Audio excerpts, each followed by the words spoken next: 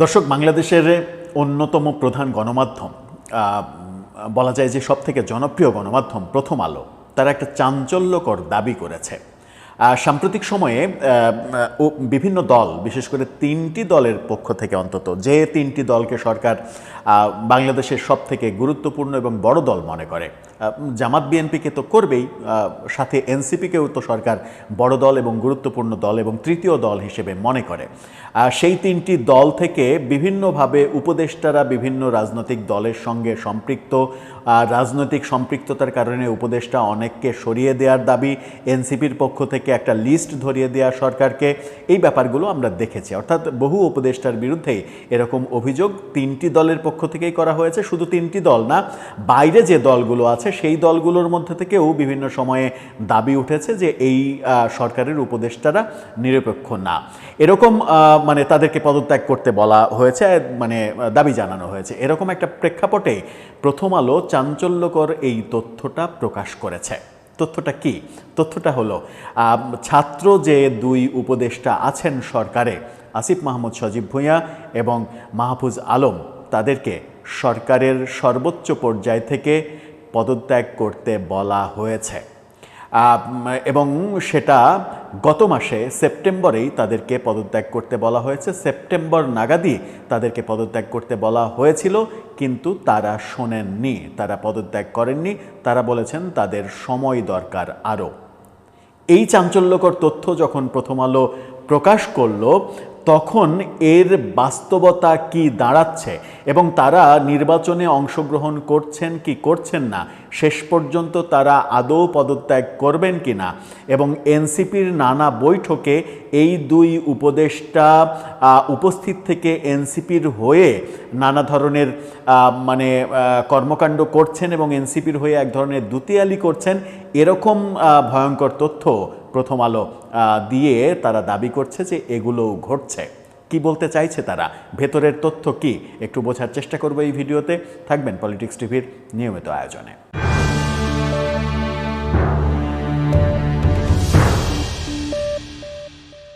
দর্শক, বলছিলাম দুই ছাত্র উপদেষ্টাকে পদত্যাগ করতে বলা হয়েছে সরকারের সর্বোচ্চ জায়গা থেকে। তার মানে প্রধান উপদেষ্টা তাদেরকে পদত্যাগ করতে বলেছেন, কিন্তু তারা দুইজন শোনেননি। কি বলছে প্রথম আলো? প্রথম আলোর শিরোনামটা এমন, দুই উপদেষ্টাকে পদত্যাগ করতে বলা হয়েছিল। আজকেই এই চাঞ্চল্যকর প্রতিবেদনটা তারা প্রকাশ করেছে।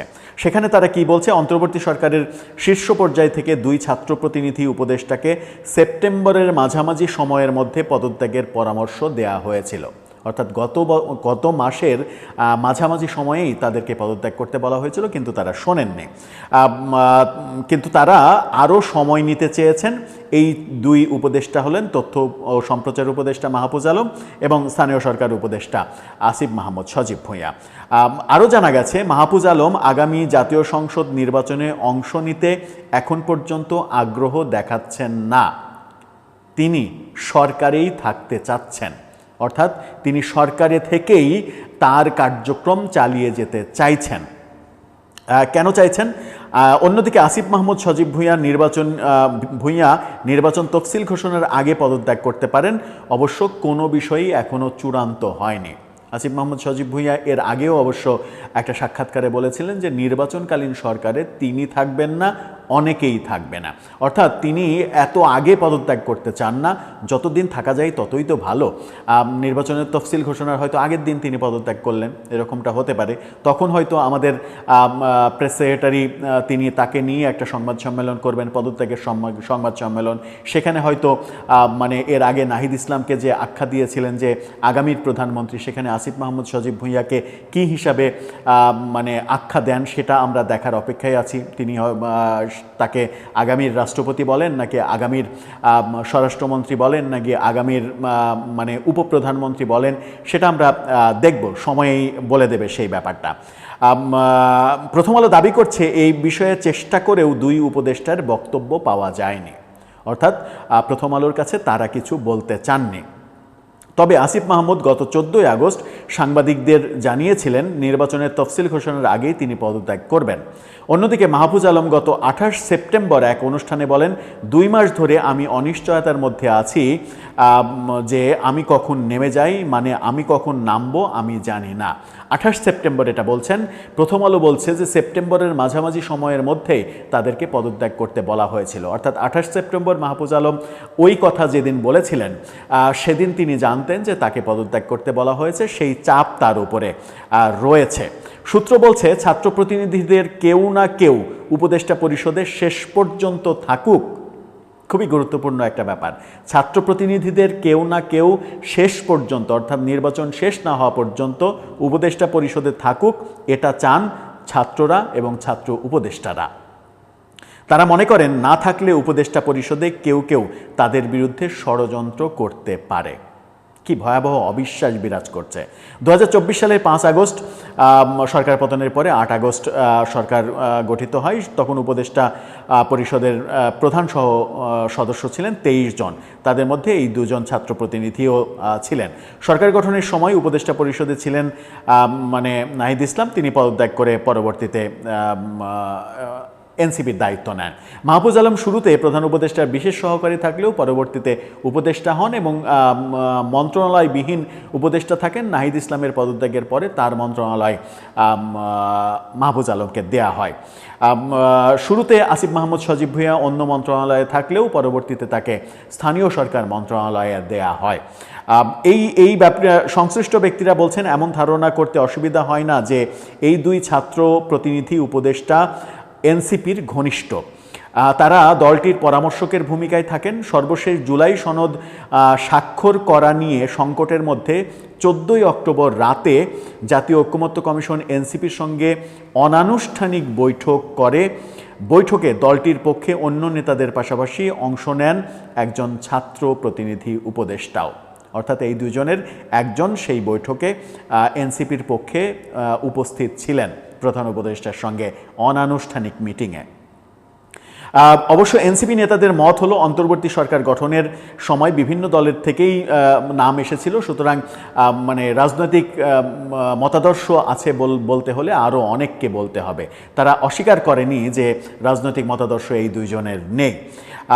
এই বিষয়টি নিয়ে লেখক এবং গবেষক মহিউদ্দিন আহমেদ প্রথম আলোকে বলেছেন, উপদেষ্টা পরিষদ নিয়ে যেসব বক্তব্য আসছে তা সরকার ও প্রধান উপদেষ্টা অধ্যাপক ইউনূসের ভাবমূর্তির জন্য ক্ষতিকর। এসব বক্তব্য জনগণের মধ্যে অন্তর্বর্তী সরকারের নিরপেক্ষতা নিয়ে সন্দেহ তৈরি করতে পারে। তাই এসব বিষয়ে প্রধান উপদেষ্টাকে সাহসী পদক্ষেপ নিতে হবে। তিনি বলেন, 2 ছাত্র উপদেষ্টার উচিত পদত্যাগ করা অথবা ঘোষণা দেওয়া যে তারা নির্বাচন করবেন না এবং এনসিপির সঙ্গে তাদের প্রকাশ্য ও অপ্রকাশ্য কোনো সম্পর্ক নেই। ঘোষণা তো বহুবার দিয়েছে যে সম্পর্ক নেই, তাতে কি সম্পর্ক নষ্ট হয়ে গেছে? তাতে কি তাদের মধ্যে যে ভেতরে ভেতরে মেকানিজম সেগুলো কি নষ্ট হয়েছে? আসিফ মাহমুদ সজীব ভুঁইয়াকে গুলশানের আলোচিত চাঁদাবাজির ঘটনায়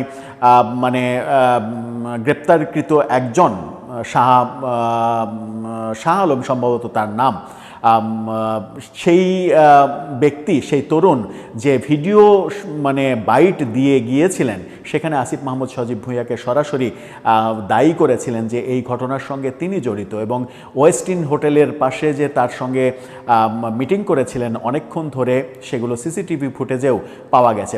পরবর্তীতে আমরা আসিফ মাহমুদ সজীব ভুঁইয়ার কণ্ঠে শুনেছিলাম হাঁসের মাংসের তত্ত্ব। কিন্তু ভয়াবহ ব্যাপার সেটা হচ্ছে যে পরদিনই যেটা হয়েছিল সেটা হচ্ছে যে এনসিপি ওই তরুণের বউকে নিয়ে এসে প্রেস ক্লাবে সংবাদ সম্মেলন করিয়ে এটা বলিয়ে নিয়েছিল যে ওই তরুণ যেটা বলেছেন ভিডিও বাইটে সেটা তার কথা নয়, তাকে কিডন্যাপ করে নিয়ে ইশরাক হোসেন এই ভিডিও তৈরি করে ছেড়ে দিয়েছে। অথচ সেই তরুণ বলছেন সজ্ঞানে যে আমাকে অ্যারেস্ট করা হতে পারে, আমাকে অ্যারেস্ট করা হলে আমাকে দিয়ে অনেক কিছু বলিয়ে নেওয়া হতে পারে, অনেক কিছু বলিয়ে নেওয়ার আগে আমি প্রকৃত সত্যটা বলে গেলাম। তার মানে হচ্ছে যে আসিফ মাহমুদ সজীব ভুঁইয়াকে সেভ করার জন্য এই কর্মকাণ্ডগুলো এনসিপিকে করতে দেখেছিলাম আমরা। এছাড়া আরও অনেক ঘটনা রয়েছে যেগুলোর মধ্য দিয়ে একেবারে সরাসরি প্রমাণিত হয়েছে যে এনসিপির পারপাস সার্ভ করছেন এই 2 ছাত্র উপদেষ্টা। এমনকি গোপালগঞ্জ কাণ্ডের দিনেও আমরা পুলিশের একেবারে প্রধান যে কন্ট্রোল রুম, সেই কন্ট্রোল রুমে বসে থেকে গোপালগঞ্জের ঘটনা তদারকি করার ঘটনা দেখেছি আমরা আসিফ মাহমুদ সজীব ভুঁইয়াকে। পরবর্তীতে তিনি খালেদ মহিউদ্দিনের সঙ্গে সাক্ষাৎকারে আমেরিকার ঠিকানায় সাক্ষাৎকারে তিনি বলেছিলেন যে তাকে অনুরোধ করা হয়েছিল সেখানে থাকতে, কারণ ছাত্র প্রতিনিধিদের সঙ্গে, ছাত্রদের সঙ্গে আমার যেহেতু একটা যোগাযোগ আছে, আমার যেহেতু একটা সম্পর্ক আছে, আমি যেন থেকে তাদেরকে ঠিকঠাক মতো গাইড করতে পারি, তারা যেন কোনো বিশৃঙ্খলা তৈরি করতে না পারে, সেই জন্য আমাকে রিকোয়েস্ট করে রাখা হয়েছিল। সেই তথ্য প্রমাণ দেয় যে এনসিপির সঙ্গে তার একেবারে এটা সম্পর্ক না। এনসিপির কমান্ডিং পজিশনে যে তিনি অবস্থান করছেন সেগুলো প্রমাণ দেয়। সুতরাং আলাদা করে আর অস্বীকার করার তো কিছু নেই, সম্পর্ক থাকতেই পারে। যারা একসাথে আন্দোলন করেছে, একসাথে সংগ্রাম করেছে, একসাথে শেখ হাসিনা সরকারের পতন ঘটিয়েছে, তাদের মধ্যে সম্পর্ক থাকবে না এই কথা বলতে যাওয়াই তো বোকামি। এই কথা বলতে যাওয়া মানে একটা মিথ্যার বেশাতি করা, এটা তো দরকার নেই। সম্পর্ক আছে, বরং এটা স্বীকার করলেই ভালো হয়। স্বীকার করে বলা উচিত যে সম্পর্ক আছে, যোগাযোগ আছে, কিন্তু আমরা কোনো অনৈতিক সুবিধা নিচ্ছি কিনা সেটা আপনারা দেখেন। এটুকু বললেই বোধহয় ঝামেলাটা মিটে যায়। সম্পর্ক নাই, তারা আমাদের না, তারা আমাদের দলের না, তারা ছাত্র প্রতিনিধি, এই ধরনের কথা বলে ব্যাপারটাকে হাস্যকর করার কোনো যুক্তি থাকতে পারে না। দর্শক, প্রথম আলো যে তথ্যটা দিল, অর্থাৎ সরকার বিভিন্ন দিকের চাপে তাদেরকে পদত্যাগ করার কথা বলেছিলেন গত মাসেই মাঝামাঝি সময়ে, কিন্তু তারা পদত্যাগ করেননি। এখন প্রশ্ন হচ্ছে যে এই দুইজন কি নির্বাচন না করে শেষ পর্যন্ত সরকারে থাকতে চাইবেন? সরকারের থেকে শেষ পর্যন্ত এনসিপির হয়েই কাজ করতে চাইবেন, নাকি একজন নির্বাচন করবেন আর একজন থাকতে চাইবেন? আর থাকতে যদি তারা চান, সেই ক্ষেত্রে বিশেষ করে বিএনপি সহ অন্যান্য বিএনপি সমমনা যে দলগুলো, তারা কি রাজি হবে যে সরকারে তারা থেকে এনসিপির পক্ষে কাজ করার ব্যাপারে তারা সহযোগিতা করবে? এই ব্যাপারে কি তারা রাজি হবে? অবশ্য রাজি হতেও পারে যদি শেষ পর্যন্ত নির্বাচনী জোটে আমরা বিএনপি এবং এনসিপিকে এক কাতারে দেখি। তখন বিএনপি কৌশলগত কারণে এই ব্যাপারে রাজি হতেও পারে, যেন এনসিপির হয়ে কাজ করা মানেই তো বিএনপির হয়ে কাজ করা হবে। আবার যদি আমরা দেখি যে বিএনপির সঙ্গে জোট করলে জামাত একেবারে সরাসরি বলছে এদেরকে আমরা রাখতে চাই না, এদেরকে বাদ দিতে হবে। আবার জামাতের সঙ্গে এনসিপি জোট করলে বিএনপি বলতে পারে যে এদেরকে বাদ দিতে হবে। সুতরাং খুব একটা যে মসৃণ পথ সামনে অপেক্ষা করছে, সেটা ভাবার কোনো অবকাশ নেই। দর্শক, এই ব্যাপারে আপনার ভাবনা কি জানিয়ে লিখতে পারেন আমাদের কমেন্ট বক্সে।